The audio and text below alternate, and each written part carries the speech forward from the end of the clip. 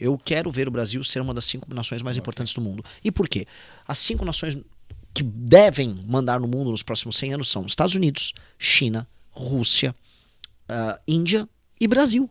Nós temos população, nós temos recursos humanos, nós temos recursos naturais, nós temos território, nós temos economia para isso. Mas nós somos o mais fraco desses 5. Sim. E nós tomamos decisões que nos levaram a ser um país fraco e nós não precisamos ser fraco assim. Nós podemos ser muito maior. E nós somos a grande força do sul global, nós somos a maior experiência tropical do mundo. E em vez de reconhecer isso e falar, quero almejar muito, a gente fica chorando, olhando para baixo, se deixando ser dominado pelo crime organizado, reclamando, ai não, eu quero agora uma bolsa disso, ai não, escala 6x1, umas discussões de gente pequena, que só pensa em coisa pequena. Nós não estamos falando como nós vamos ser mais desenvolvidos do que os nossos pares, nós não estamos falando como a gente vai ser rico como a Coreia ficou. A gente quer ficar discutindo coisas pequenas. O Lula vai dar um Vale Gás. O Lula fez o L. Sim. Olha a picanha. E os caras falando de foguete, né? Os caras falando de foguete. Os caras indo pra Marte.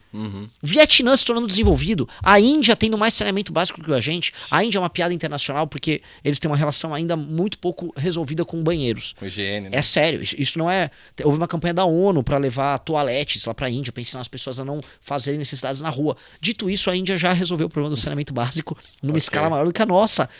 Como pode? Com 1,3 bilhões de pessoas. Pois é. Enquanto nós, assim, ficamos só girando em falso, discutindo o carnaval, discutindo se o vagabundo lá do Lula fez uma escola de samba trabalhar pra ele, que se o Brasil vai ganhar a Copa, se o Vini Júnior tá... Posso falar umas coisas feias aqui ou não? Tem que ser... Manda bala, se o Vini Júnior tá comendo aquela Virgínia, que eu li? Dane-se que ele tá comendo. Se a Virgínia tá grávida de um cavalo pra fazer um carioca, eu não podia me dizer menos.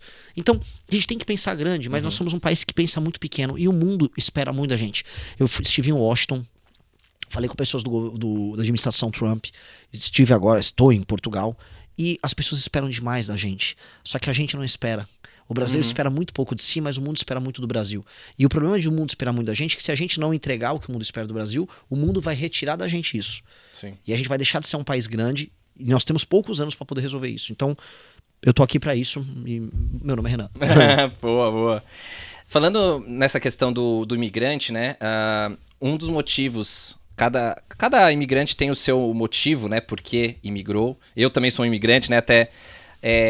muitas pessoas não me conhecem, né? Eu sou o Eric, eu sou o host desse podcast. Tem várias pessoas achando que ia ser um português aqui. Eu sou meio português, meio brasileiro. Acho que você também é, né? Você não comentou, mas você tem uma origem ali da região do Alto Alentejo, se eu não me engano, né? Sim, a parte da família da minha avó é da região de Porto Alegre. Okay. E a do meu avô é do Viseu. Boa. Então, sim, a minha família do meu pai inteira é portuguesa, da minha mãe tem uns italianos. Sim, a minha também é mais ou menos assim.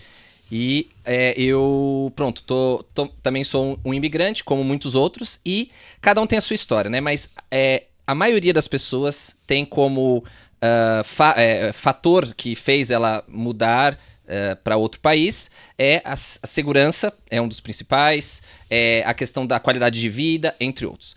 Mas independente disso, a gente sabe que hoje Portugal é o segundo maior país de imigração brasileira. Tá ali aproximadamente 500 mil, né? Às vezes os números até aumentam porque eles não conseguem acompanhar. Os Estados Unidos ainda é o primeiro, né? E é muito interessante porque existem, pelo que eu vi aqui nos dados que eu pesquisei, aproximadamente 20 milhões de imigrantes brasileiros no mundo todo, né? Pode ser um pouco mais, um pouco menos, dependendo da fonte. Ou seja, são 20 milhões de brasileiros que estão muitas vezes insatisfeitos e que mudaram para outro país.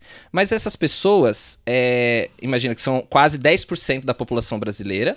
Muitos deles são jovens, né? Pessoas em idade ativa, né? Até por isso que eles foram ser ativos num lugar que reconhece melhor a atividade e o empenho deles. Sim. Né? E essas pessoas também, elas podem, inclusive, votar, né? E podem ainda acompanhar a política e o futuro do seu país natal. A minha pergunta até era uma curiosidade que eu sempre quis fazer para alguém, e aí você vai poder me trazer, e algumas dessas milhões de pessoas podem entender. O que um presidente, né, que na verdade quem mora fora só pode votar a presidente, não pode votar para nenhuma outro cargo.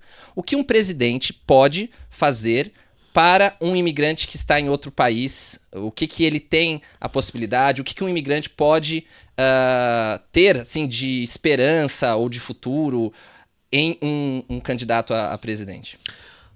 É uma ótima pergunta, porque a primeira coisa que um presidente de um país sério e jovem como o Brasil deveria fazer é trazer de volta as pessoas, não obrigando, claro, mas dizendo pra eles, o lugar pra você crescer é aqui. E o fato das pessoas estarem indo embora é sintomático de um país que perdeu vitalidade. Veja, é muito engraçado que muitas pessoas vêm para Portugal, enquanto portugueses saem de Portugal e vão para Suíça, vão para França, vão para Alemanha. Existe uma comunidade de portugueses gigantesca na França, gigantesca na Suíça. Na Suíça, Luxemburgo. Exato. E elas estão indo embora porque elas não encontraram oportunidade em Portugal e nossa situação tá tão ruim que nós saímos do Brasil e viemos para Portugal. Então, é sintoma gigantesco, não só de que nós não temos vitalidade no Brasil, ou seja, a economia não cresce, as oportunidades não vêm, como mesmo quando você tem, a vida é ruim. O que faz uma pessoa que eventualmente ganha bem no Brasil a não querer morar no Brasil? Eu vejo pessoas que trabalham, têm salários de 15, 20 mil reais, loucas para ir embora do Brasil. Conheço essas pessoas. E por quê? Porque a experiência de viver numa cidade no Brasil é muito ruim. As ruas no Brasil são sujas, elas são pichadas, os espaços de convívência urbano são destruídos, são tomados por moradores de rua, a grama na pracinha. Eu tô falando das coisas pequenas, antes de chegar num assaltante. Claro. Pra gente pegar como a experiência de viver no Brasil é ruim. Viver no Brasil, na maior parte dos lugares, é feio, as nossas cidades são feias, o urbanismo é mal feito, é mal tocado, as cidades estão destruídas. Poluição sonora também. Poluição sonora, falta de respeito ao espaço do outro, usar um transporte público é uma experiência sempre ruim, sua individualidade ela é invadida. Então tudo isso, né, a gente naturaliza, porque a favelização é um estado de espírito.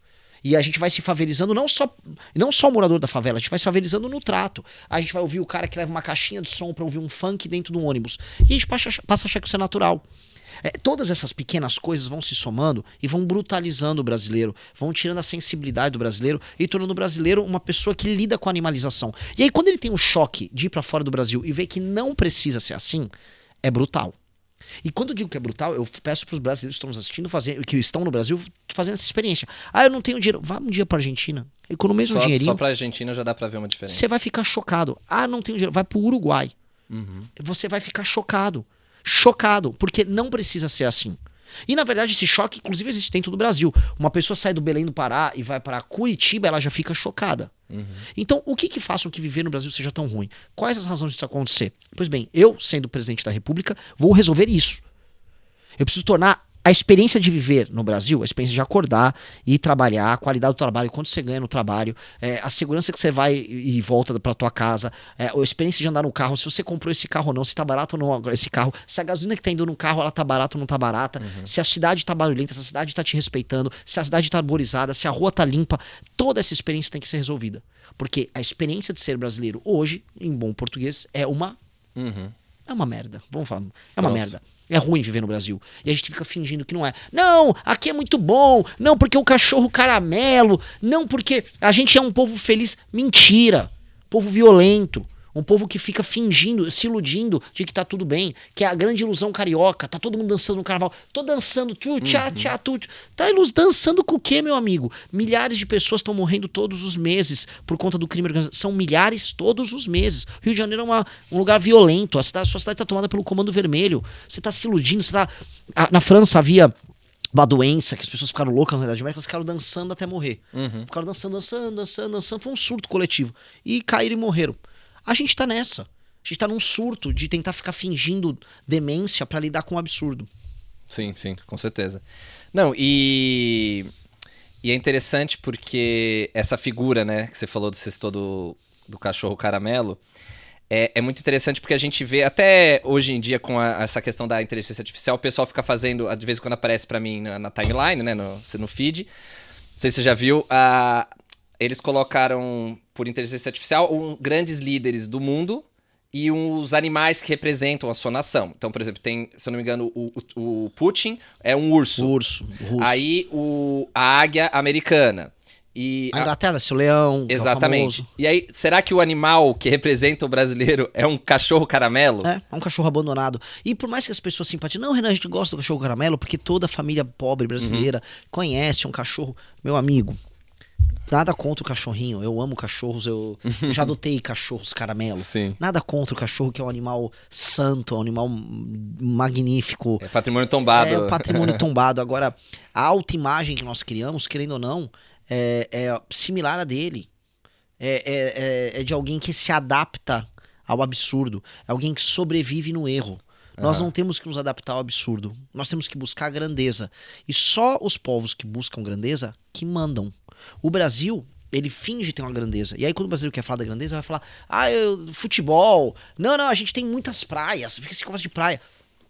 Praia não quer dizer nada. É só uma praia. É uma linha faixa costeira. de terra uma ali. faixa de terra banhada pelo mar. Não tem nada demais. Não, mas a gente tem muitos recursos naturais. É você que está explorando? Você está explorando nióbio, né? Então, a qualidade de um país é a qualidade do teu povo. E quando o teu povo aceita de maneira passiva ser pequeno, ele será pequeno. E quando você é pequeno, você obedece, você não manda. Rússia manda, China manda, Estados Unidos manda, Índia tá mandando, Europa já mandou muito. A gente obedece. A nossa desgraça é obedecer. Eu não quero obedecer nada que venha do Trump. Eu não quero obedecer nada que venha do Putin. Eu não quero nada que venha do Xi Jinping. Nada que venha do Modi. Eu quero mandar. Eu quero sentar na mesa com eles. Só que hoje eu não tenho condição de sentar na mesa com eles. Porque nós tomamos decisões que nos tornam pequenos.